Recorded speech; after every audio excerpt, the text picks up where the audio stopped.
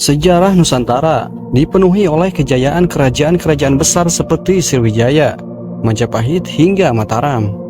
Mereka mencatatkan diri sebagai peradaban yang dihormati di Asia Tenggara, bahkan dunia. Namun, seiring waktu, kejayaan ini seolah terlupakan. Pertanyaannya, mengapa kita tidak belajar dari sejarah ini untuk membangun Indonesia yang lebih baik di era modern?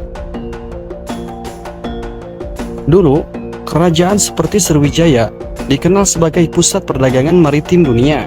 Majapahit melalui Sumpah Palapa menyatukan wilayah Nusantara.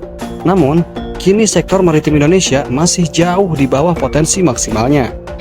Persatuan bangsa juga sering diuji oleh konflik sosial dan politik. Apakah kita benar-benar melupakan strategi yang pernah membawa Nusantara berjaya?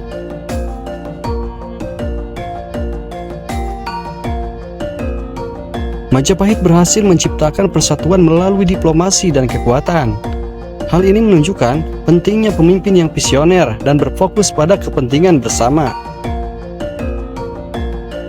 Sebagai pusat perdagangan internasional, Sriwijaya mengajarkan kita untuk memanfaatkan posisi geografis strategis Indonesia sebagai jalur perdagangan dunia. Kerajaan Mataram memberi contoh bagaimana budaya dan seni bisa menjadi identitas yang memperkuat karakter bangsa. Lalu, apa penyebab Indonesia gagal berkaca pada masa lalu? Yang pertama, kurangnya literasi sejarah. Sebagian besar, masyarakat tidak memahami detail sejarah kerajaan Nusantara. Materi ini sering hanya menjadi bagian kecil dari kurikulum pendidikan. Yang kedua, pengaruh kolonialisme. Penjajahan selama ratusan tahun telah mengubah cara kita melihat identitas bangsa.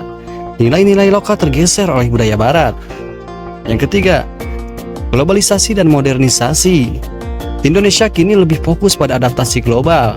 Terkadang mengorbankan nilai-nilai lokal yang justru bisa menjadi kekuatan di tengah persaingan internasional.